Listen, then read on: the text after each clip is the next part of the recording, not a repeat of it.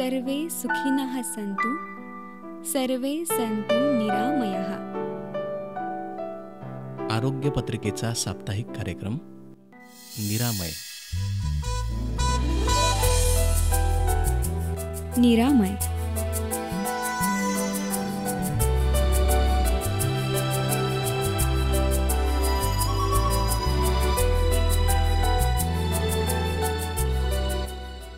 निरामय.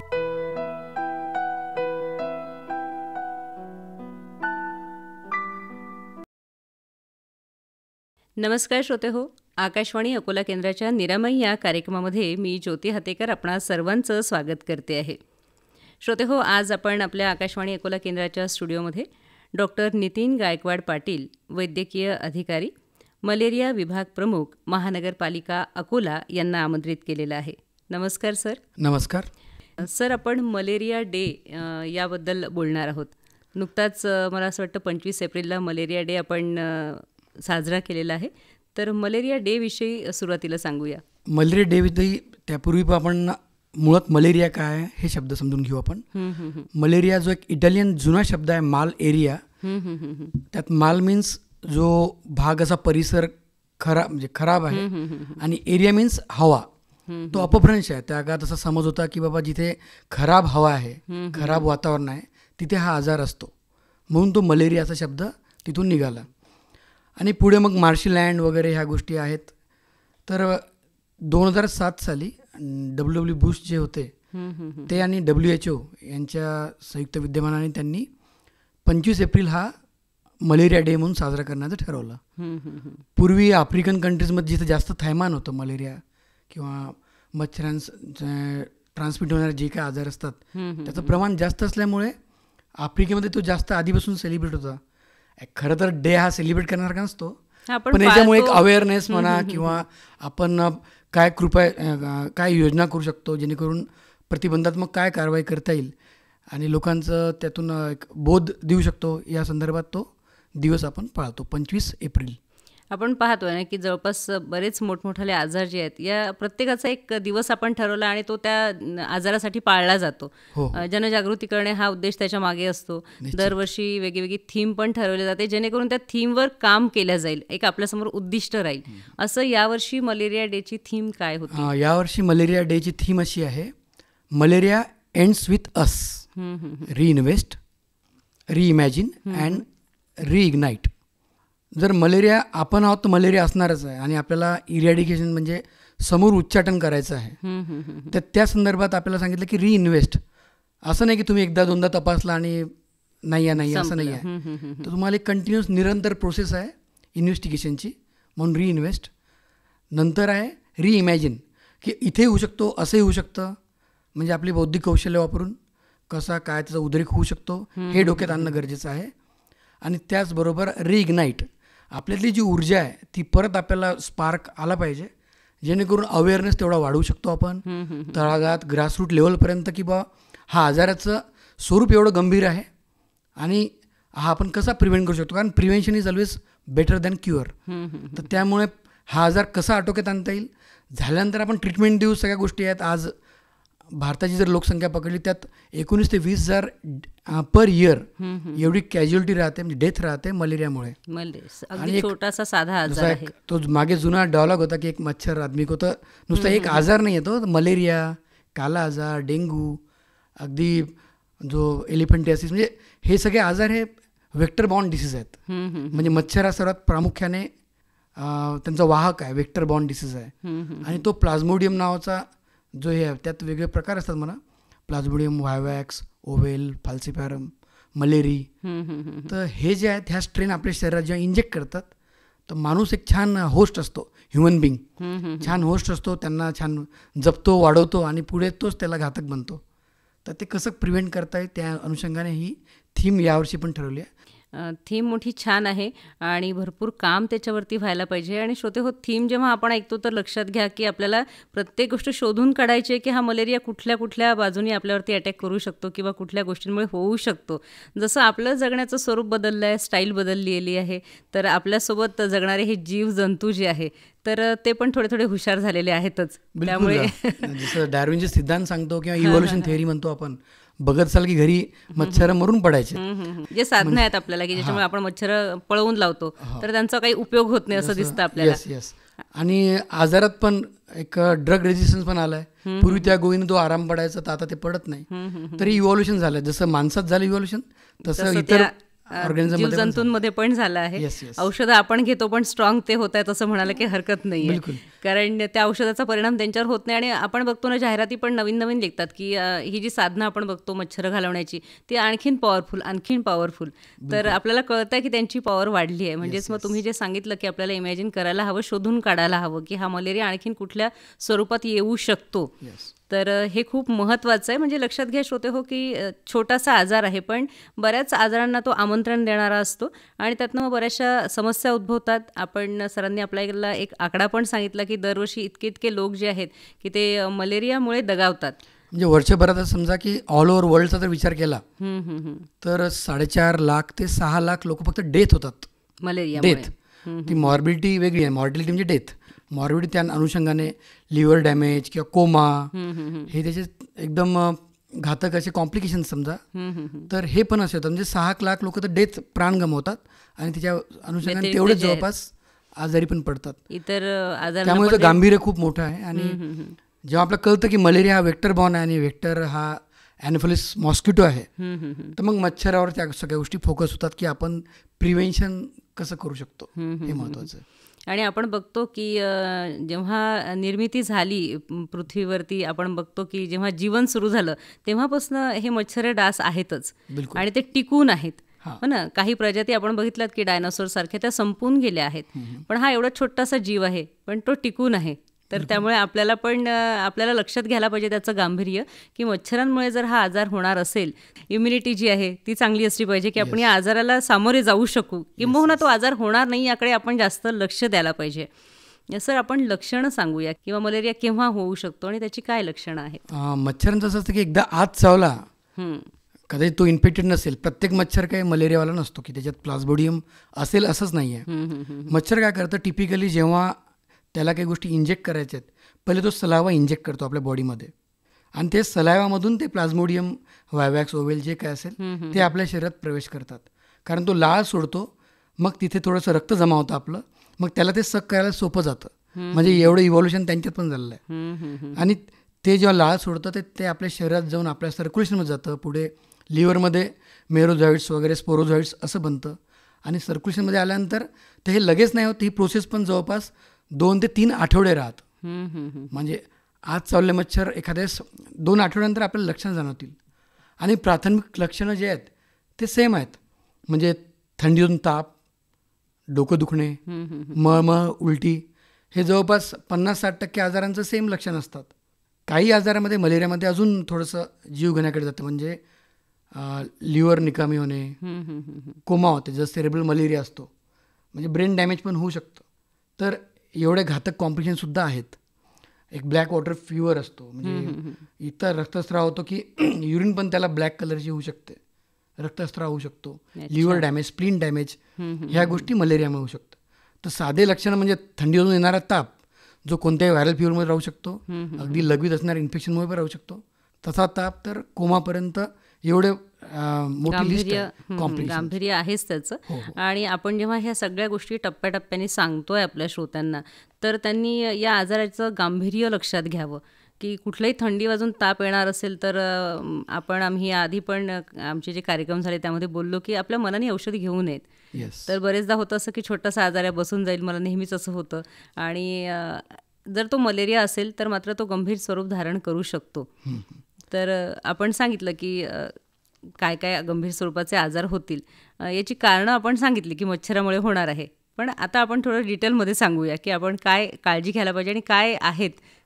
मलेरियाला सुदैवाने आपल्याकडे उपचार आहेत, पण माझ्या मते कोणती गोष्ट तहान लावल्यावर विहीर खोदण्यापेक्षा पूर्वीच आपण तर नियोजन केलं पाहिजे की prevention is better than cure. त्या अंतर्गत बेसिक गोष्टी आहेत, जसं आपल्या घराच्या आसपास, एस्पेशली मी अकोल्याचा बोलतो तर अकोल्याबद्दल बोलेल, अकोल्याचं आहे तर त्याचा अभिमान पण आहे मला. जसं उन्हाळ्यात दिवस आहेत, आपल्या सगळ्यांकडे तीव्र उष्ण असते. अकोला म्हणजे नेहमी एक असं भूषण नाही म्हणता येईल, पण आपण नेहमी टॉप 3 मध्ये असतो आपलं गाव टेम्परेचरमध्ये. मग त्यामुळे साहजिकच सगळ्यांकडे डेझर्ट कूलर असतात. डेझर्ट कूलरमध्ये जे ताटे असतात आणि त्या कूलरमध्ये पाणी टाकण्यासाठी आपण बराच स्टोअर करून ठेवतो. नळ रेग्युलर येत नाहीत, 4-5 दिवसांनी येतात. तर सगळ्यांची टेंडन्सी तुमच्या माझ्यापासून सगळ्यांकडे असेल ते, तर मॅक्झिमम घरी टेंडन्सी राहते की आपण पाणी साठवून ठेवतो. आणि हा मच्छर इतका छान आहे की त्याला फ्रेश स्टॅग्नंट वॉटर लागतं. तर फ्रेश स्टॅग्नंट वॉटर तुम्ही अनायास त्याला दिलेलं आहे. त्यात त्यांची पूर्ण सायकल होते, त्यांचे बाळ, पिल्ले, अंडे, सगळं लार्वा. तुम्ही बघा कधी किती जे बरेच दिवस तुम्ही पाणी घरी ठेवता त्यात डोकळे बनतात. तर एक दिवस तरी कोरडा पाळावा जेणेकरून ती सायकल ब्रेक होते. आणि कोरडा पाळताना एक लक्ष म्हणजे एक आवर्जून सांगू इच्छितो की आपण जेव्हा हे पाणी फेकतो तर ते नालीत नाही वाहून गेलं पाहिजे. कारण आपण आपल्या घरापुरता विचार करतो की माझ्या घरातले मच्छरांच्या अळ्या आपण फेकू, पण तुम्ही ते याच्यात टाकलं समजा सर्व्हिस लाईनमध्ये, तर त्याला तर सोर्स भेटलाच पाण्याचा, म्हणजे त्याची तर हे वाढणारच पॉप्युलेशन. त्यामुळे कोरड्या जागेवर किंवा रस्त्यावर वगैरे तुम्ही ते पाणी टाकू शकता. अगदी सनलाईटमध्ये ते मरतात, इतके नाजूक असतात, पण त्या गोष्टी कटाक्षाने पाळायच्या. दुसरं म्हणजे फुल स्लीव्ज कपडे. फुल स्लीव्ज कपडे घालणं महत्त्वाचं आहे. दुर्दैवाने डेंग्यूवाले मच्छर हे दिवसा चावणारे आहेत, डे बायटर्स. मलेरियावाले रात्री चावणारे आहेत. म्हणजे थ्रूआउट 24/7 तुम्हाला काळजी घेण्याचं आहे. तर फुल स्लीव्ज घाला. एक इव्हिनिंगला तुम्ही बघा, टिपिकल संध्याकाळी 6 ते 9च्या दरम्यान मच्छर घरात एंट्री करतात, त्यांचा एक टाईम आहे.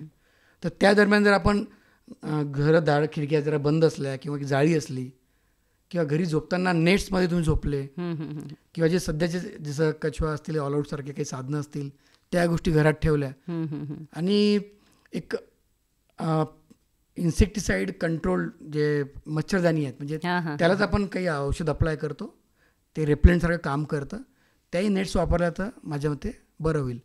नंतर जिथे स्टॅग्नंट वॉटर आहे आपल्या दारात हे असते, आपण फोन करतो आणि माननीय आयुक्त साहेब लहाने सर आहेत किंवा आमचे medical officer of health Ashish गिरे सर आहेत, अनुप चौधरी सर आहेत, हे सगळ्यांचं नेहमी आम्हाला मार्गदर्शन नेहमीच लागतं आणि ते तिच्यावर एकदम तत्पर असतात. पण कधी कधी एखादी गोष्ट असते की थोडा वेळ लागतो, तर आपल्या दारातच ती गोष्ट आहे. स्टॅग्नंट वॉटर आपल्यामुळेच ते पाणी साठत आहे, तर ते पाणी वाहतं करून थोडंसं ठीक आहे, सरकारी योजना जे पोहोचतील सगळ्या गोष्टी करतील, पण त्याचा त्रास तर आपल्याला होतो ना. आरोग्य माझं आहे, त्याच्यामुळे ती जबाबदारी सर्वात प्रथम माझी आहे की यांनी प्रत्येकाने स्वतःवर जबाबदारी घेऊन प्रत्येकच त्यांनी त्यात ॲज अ वॉरियर म्हणून काम करायला हवं. त्या अनुषंगाने आमच्याकडे आशा वर्कर्स आहेत, मलेरिया MPW वर्कर आहेत, मलेरियाचे स्टाफ आहे माझा. प्रत्येक झोन वाईज आम्ही फवारणी म्हणजे इन्सेक्टिसाईड स्प्रेइंग म्हणतो आम्ही, पायरेथ्रम सारखे औषधं आम्ही फवारतो, फॉगिंग करतो.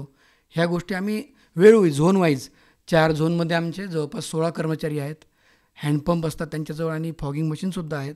हे रेग्युलर काम आमचं सुरू असतं. पण एवढी जेव्हा लोकसंख्या आहे, गाव मोठं आहे आणि पेरी अर्बन एरिया पण वाढलेला आहे, तर नव्या ज्या कन्स्ट्रक्शन साईट्स असतात, बांधकाम होतात, लिफ्टसाठी खड्डा असतो, प्लिंथसाठी खड्डा असतो आणि खड्ड्यात पाणी, बांधकामाचं पाणी साठतं आणि 20-25 दिवस जर पाणी राहिलं तर मच्छरांना ते आहेत. आपल्या अकोल्यात काही खदान आहेत मोठमोठ्या, त्यांचा यूज झालेला आहे.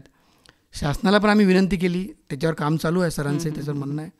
तर ते जे आहे ते एकदम आयडियल ब्रीडिंग साईट होतात, तर तिथे आम्ही गप्पी मासे सोडतो. गप्पी मासे त्या लार्वीवर जगतात, त्या अंड्यांवर जगतात, जेणेकरून त्यात वाढतात आणि गप्पी मासे आपल्याला फायदेशीर आहेत. तर आम्ही जवळपास प्रत्येक UPSC urban primary health centre ठिकाणी गप्पी मासे पैदास केंद्र केलं.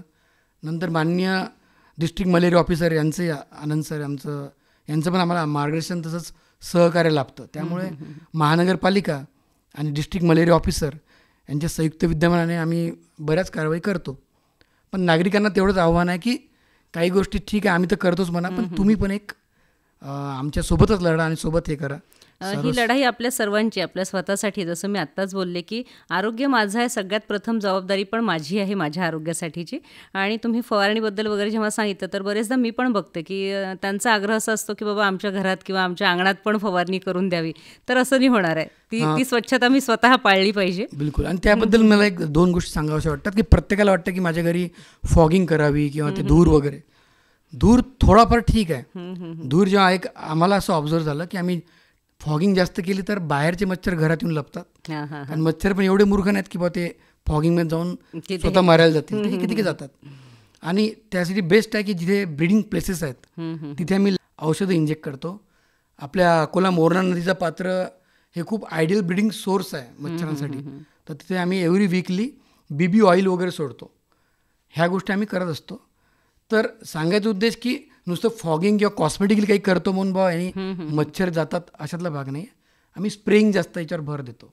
बुवा आपण इन्सिस्ट करतो किंवा त्यांनीच काही करावं म्हणून आपण करतो. तर आजूबाजूचा कचरा जाळणे, नाल्या असतील तर वाहत्या करणे आणि घराला पडदे वगैरे लावणे, नेट्स, फुल स्लीव्स कपडे घालणे लहान मुलांना.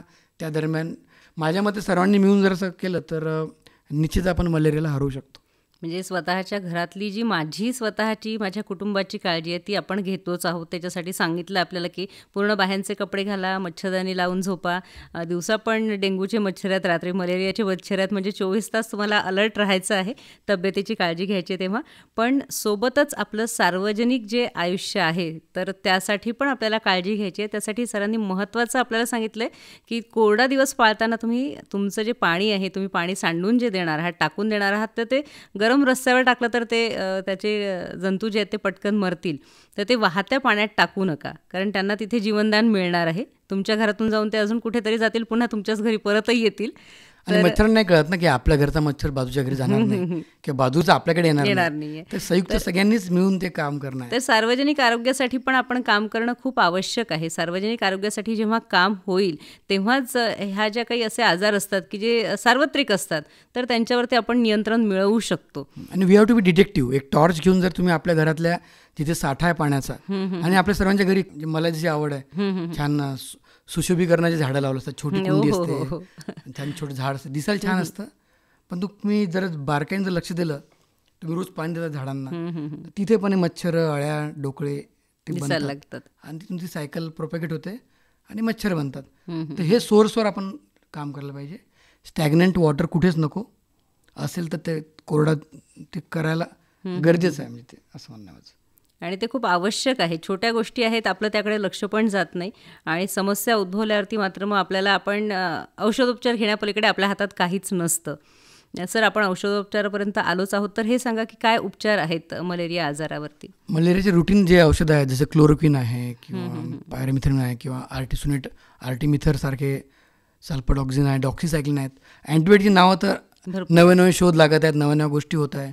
क्विनिन ग्रुप आहे, सेरेब्रल मलेरियावर, असं एक पर्टिक्युलर नाही आहे. पण पूर्वी इम्पेरिकल ट्रीटमेंट द्यायचे की बाबा थंडीतून ताप आला तो ओपीडीत त्याचा रक्त नमुना घ्यायचो, एक पेरिफेरल स्मिअर म्हणतो, ज्यात आपल्याला हे समजतं की यात मलेरियाचा प्रादुर्भाव झाला का आणि आपल्या रक्तपेशीमध्ये यांचं संक्रमण झालं का हे आपल्याला कळतं. आणि तेव्हा आपण एक इम्पेरिकल म्हणजे एक अंदाजे क्लोरोक्विनच्या 4 गोळ्या 150 पॉवरच्या ह्या स्टार्टिंगला आल्याच द्यायचो आपण. अर्थात त्यांनी पण एक थोडा साईड इफेक्ट म्हणजे मळमळ, उलटी होणे वगैरे ह्या गोष्टी होतात, पण टाळण्यासाठी आपण क्लोरोक्विनची गोळी वगैरे आपण तापेसाठी जी औषधं देणार आहोत तर ती त्यांना दिली जातात. हो, तापेची, कारण आपल्याला माहित नाही की तो मलेरियाचा काय डेंग्यूचा आहे, लक्षणं सारखे आहेत. दुसरे जर स्ट्रॉंग तुम्ही तापेसाठी औषध दिलं, NSAIDs ग्रुप किंवा अशा गोष्टी, तर त्याने तुमचे जे प्लेटलेट्स आहेत त्या खूप ड्रास्टिकली कमी होऊ शकतात, तर ते जीवघेणं होऊ शकतं. आरोग्य याच्यात खूप सुधारणा झाल्या आहेत, सहज तपासण्या होतात. जसं पेरिफेरल स्मिअर मी तुम्हाला म्हटलं, रॅपिड अँटीजन टेस्ट असतात मलेरियाच्या, त्या लगेच तपासण्यात आपल्याला समजते मलेरिया आहे नाही आहे. तर त्यातून लागलं निष्पन्न झालं की लगेच ट्रीटमेंट सुरू करता येतं. पण मनाने कोणती ट्रीटमेंट घेऊ नका, कारण हां, तापेची गोळी घेऊ शकतो आपण, पण स्पेसिफिक ही अशी किंवा सर्वात घातक आजकाल जे आजार आपल्या सर्वांना झालेला आहे ते म्हणजे गुगल डॉक्टर्स. म्हणजे गुगलवर आपण सगळ्या गोष्टी चेक करतो आणि स्वतःच मनाने स्वतः डॉक्टर बनतो. तर तो डोस इनज्युडिशियस राहतो की एवढा द्यायला पाहिजे, द्यायला हवा की नाही. त्यासोबत इतर पण कॉम्प्लिकेशन राहू शकतात. तर त्वरित जवळच्या डॉक्टरांना भेटा. सरकारी सगळ्या डॉक्टरांना OPD अवेलेबल आहे. आता आम्ही उष्माघाताचे OPD सगळ्या ठिकाणी ठेवलेले आहेत. मलेरियाच्या पण असतात. शासकीय आपले ते महाविद्यालय आहे, जे अफोर्डिंग आहेत ते प्रायव्हेटमध्ये पण जाऊ शकतात. पण मनाने काही कारभार करण्यापेक्षा तुम्ही डॉक्टरांना, आपल्यासाठी डॉक्टर आहेत, आपल्याला ते सेवा देण्यासाठी पूर्ण वेळ आहेतही. आणि तुम्ही सांगितलं की सगळ्या ठिकाणी OPD आहेत, तर आपण जायला हवं, तिथपर्यंत जाऊन पोहोचायला हवं. आणि हे जे आहे ना की आपण मनाने औषधं घेतो, त्याच्यामध्ये तुम्ही सांगितलं तसं सोशल मीडियाची भरपूर भर पडलेली आहे की कुठेतरी माहिती तुम्हाला मिळते, तुम्ही ती फॉरवर्ड करता, ती वाचता. नीम हकीम खत्रे जान असं ती म्हण आहे ना, ते तसं होतं. आणि हा नुसता मलेरिया संदर्भात नाही सांगत आहे मी. तुम्ही जसं आपण जेव्हा मेडिसिन देतो कोणाला, लोक लिहून ठेवायची सवय अशी, ताप, कशाला जायचं डॉक्टरकडे, थंडा, जे काही लिहून ठेवतात तसं.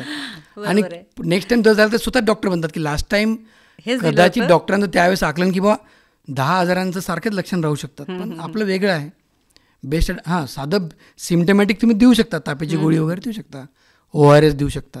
हो ना, पण एखाद्या वेळेला अँटीबायोटिकमध्ये असं असतं की- अँटीबायोटिकमुळे काय होतं की अँटीबायोटिक इनज्युडिशियस यूज केल्यामुळे अँटीबायोटिक रेझिस्टन्स खूप मोठ्या प्रमाणात येत आहे. सुपर बग नावाचा जीवाणू विषाणू तयार होत आहे, जे कोणत्याच गोळीला जुमानत नाही आहे. हां हां मग आपल्याला हायर अँटीबायोटिक वापरावं लागत आहे, जे पहिले साधी 2 रुपयाची गोळी काम करायची, आता ती 50 रुपयाची गोळी द्यावं लागते.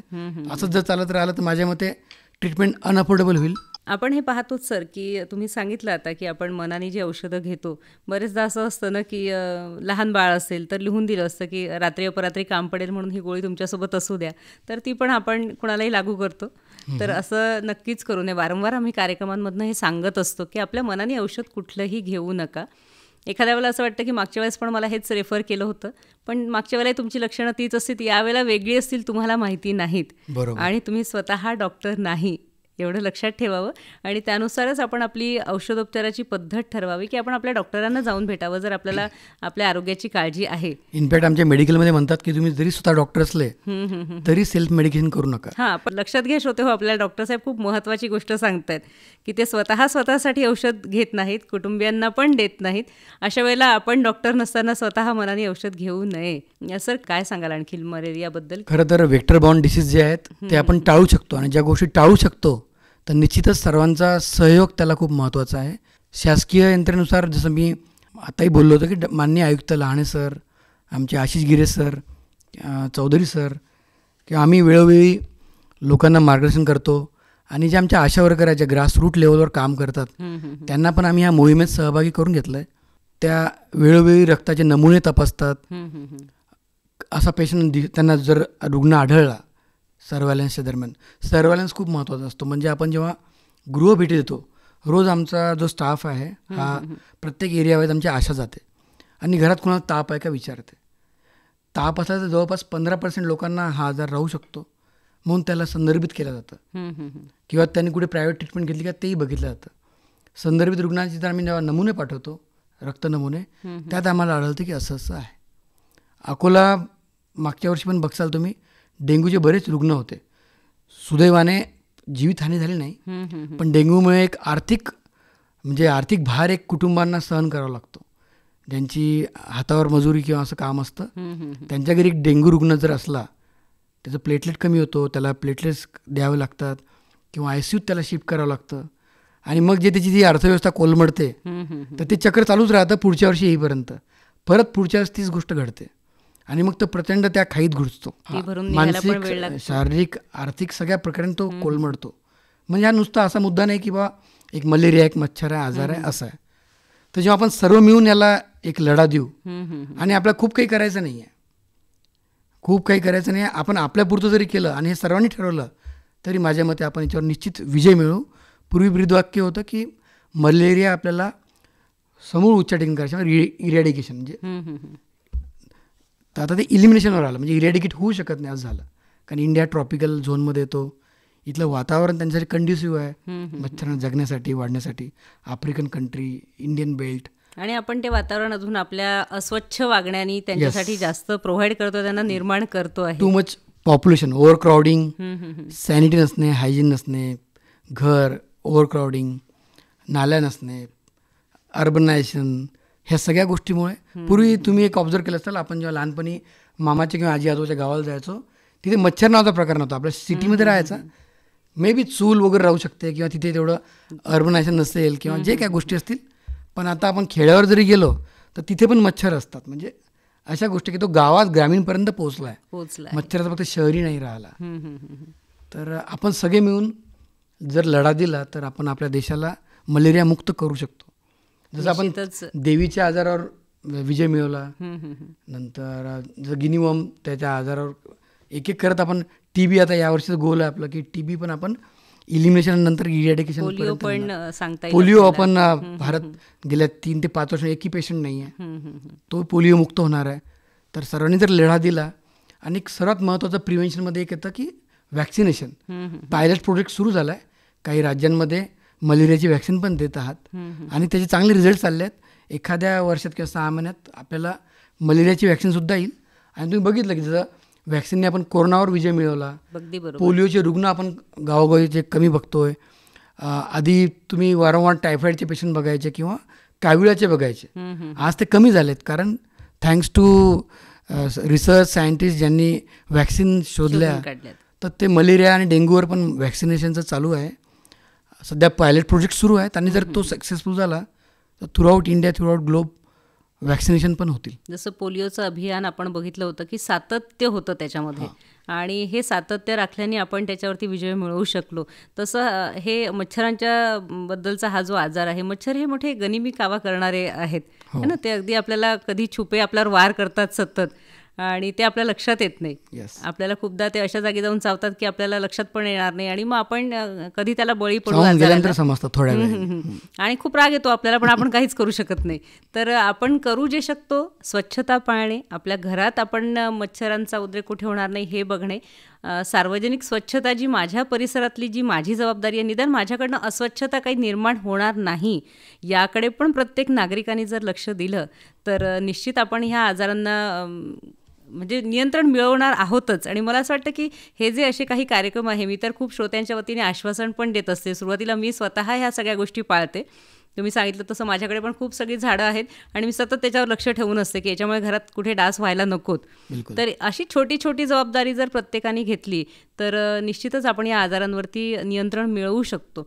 एक प्रश्न पुन्हा माझ्या मनात आला आहे की संसर्गजन्य पण आहे का मलेरिया, की फक्तच डासांमुळे आपल्याला होणार आहे? संसर्गजन्य ॲज डायरेक्टली नाही आहे, जसं की ड्रॉपलेट्स किंवा थुकी किंवा या नमुन्यातून नाही आहे, पण अर्थात ब्लड रक्तसंक्रमण होऊ शकतं.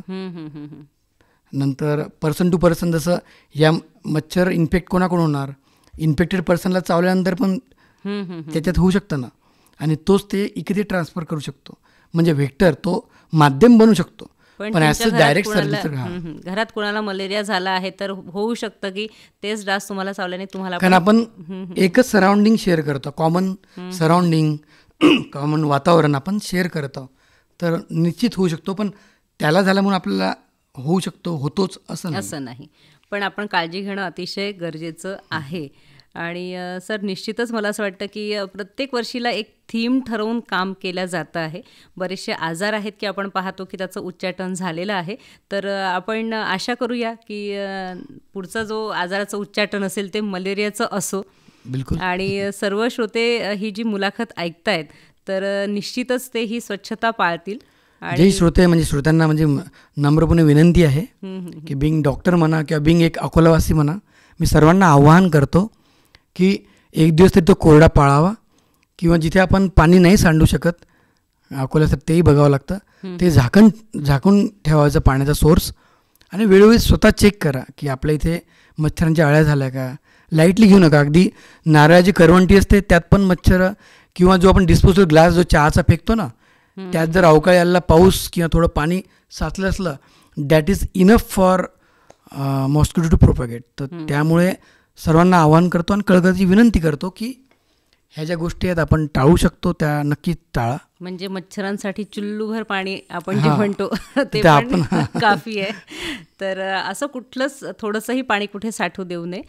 खूप चांगली माहिती सर आपण आज आमच्या श्रोत्यांना सांगितली. निश्चित या माहितीचा ते उपयोग करून घेणार आहेत आणि आपण सर्व मिळून असं ठरवूया की आपण ही सगळी नियम आपण पाळू आणि लवकरात लवकर आपण मलेरियाचं उच्चाटन कसं होईल यासाठी आपण आपल्याकडनं जो काही हातभार लागणार आहे श्रोते हो तो आपण निश्चित देऊया. आपली तब्येत पण चांगली राहणार आहे. त्यामुळे स्वस्थ रहा, मस्त रहा, नेहमी ऐकत रहा निरामय हा आरोग्य पत्रिकेचा कार्यक्रम. सर, आज आपण आकाशवाणी अकोला केंद्राच्या स्टुडिओत आलात आणि अतिशय महत्त्वपूर्ण विषयावरती आमच्या श्रोत्यांना जागरूक केलं. त्यासाठी मी आपले खूप खूप आभार मानते आहे. धन्यवाद. तुम्ही पण मला संधी दिली त्याबद्दल धन्यवाद. Thank you very much.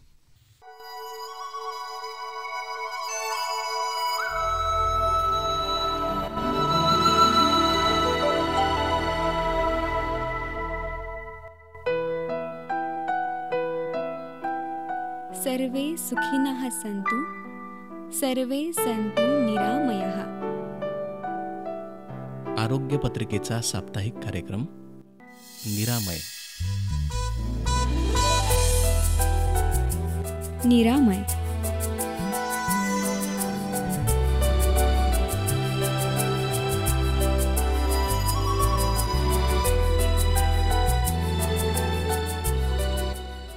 निरामय.